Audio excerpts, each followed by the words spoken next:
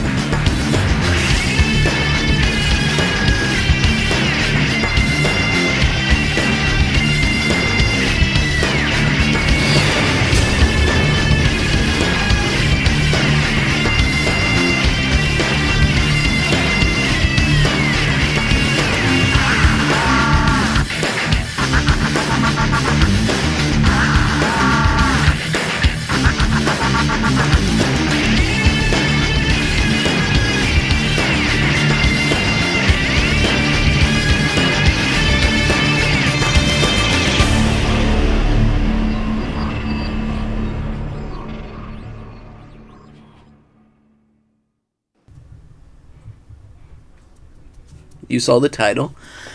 Uh, I'm not usually one to make this kind of video, this story time kind of video.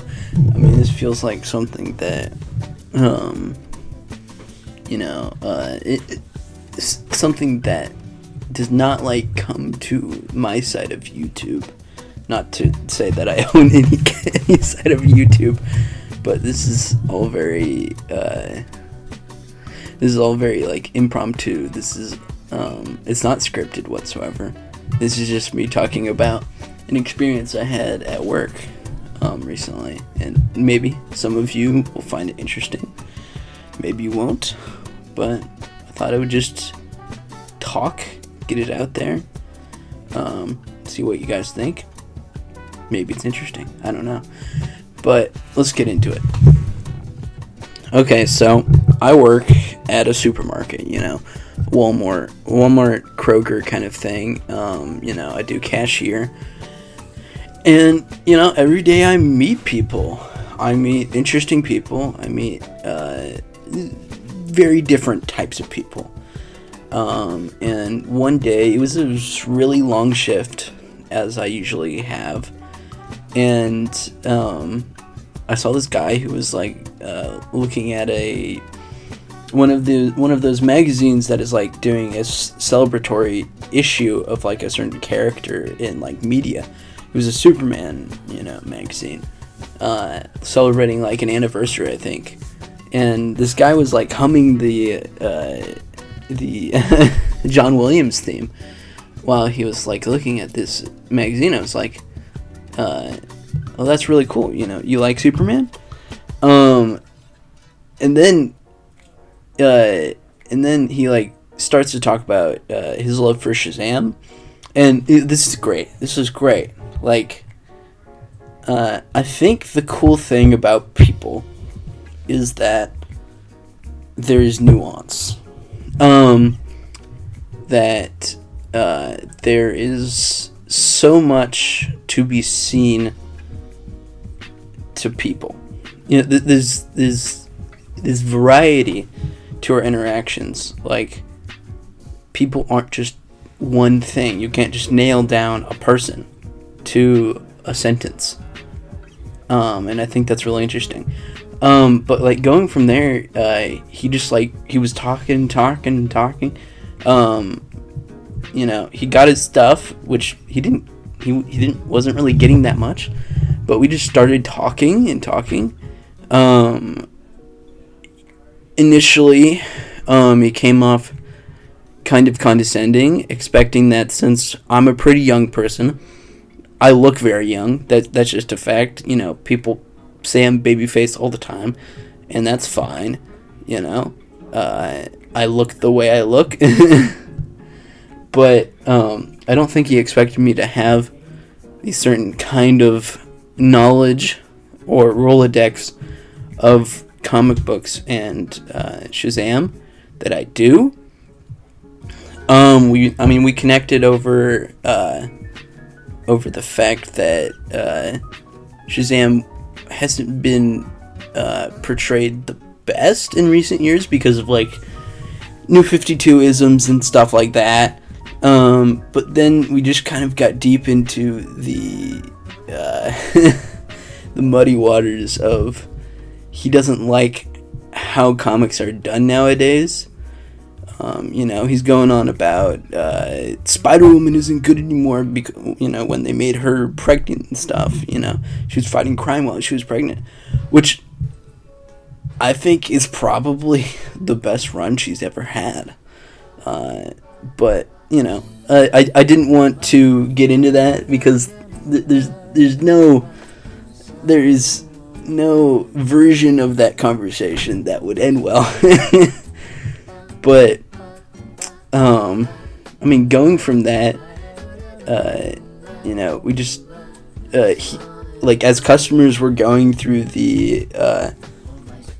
through my, register, it went from, one person to 5 as he was talking about, Shazam, about comics, about how it's not done very well anymore, about whatever.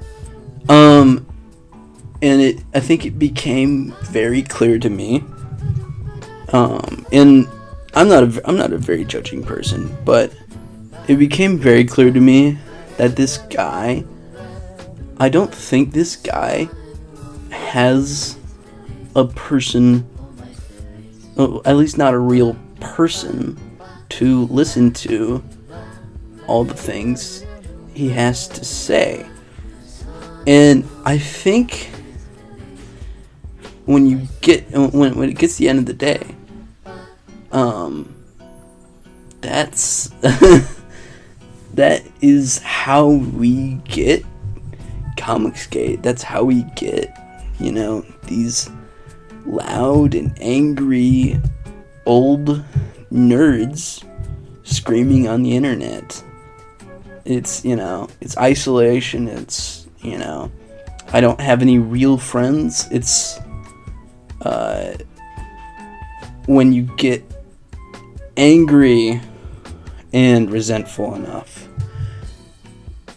you get lonely.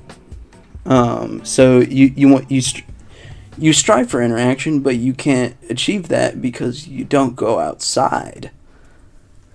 And I think that's just, a big revelation I had. And I'm not saying that, we should, just feel bad for the Comicsgaters. I'm saying that they live in a deeply sad existence because they're isolated, because they fit into these little camps online, where they just stew in their hatred and their vitriol. At the end of the day, they're very lonely. And I don't wish that on anybody. But that doesn't excuse the fact that what they decide to spread into the world, send into the world, is hatred and negative poison. And I think that's something we gotta be aware of, and that's something we gotta be aware of in ourselves when we talk about these things on the internet. That if we're not careful,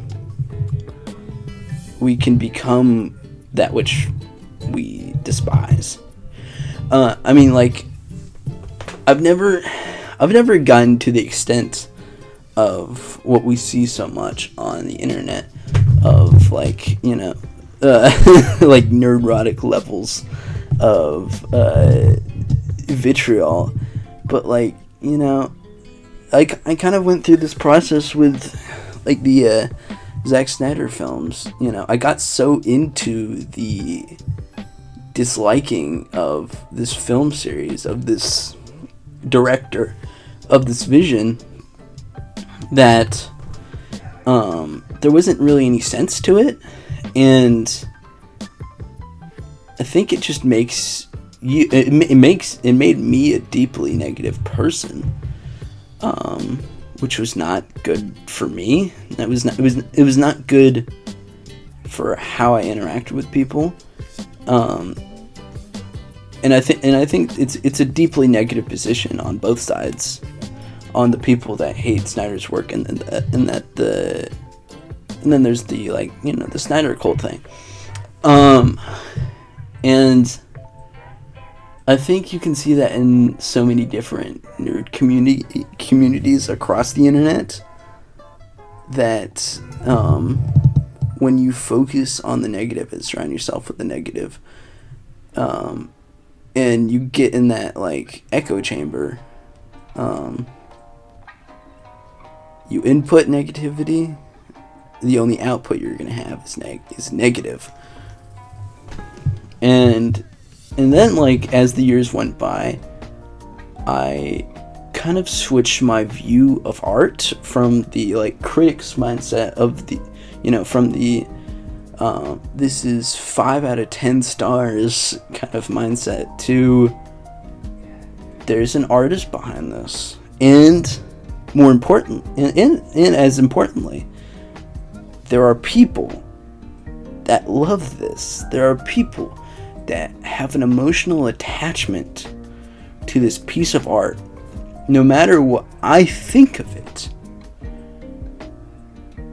Every piece of art ever created in the history of the world was created by someone who felt all of these feelings, was created by someone who wanted to elicit emotion, who wanted to make people laugh, to make people cry, to make people closer with each other.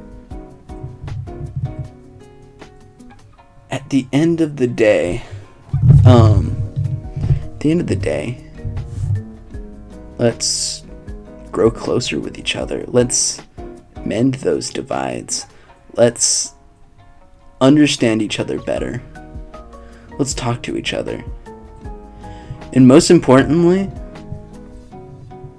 let's have some listening ears and speak to each other. That's going to be it for this video. Please, if you're so inclined, like and subscribe. Hit that bell so you're notified when I release some new videos. And please have a wonderful night.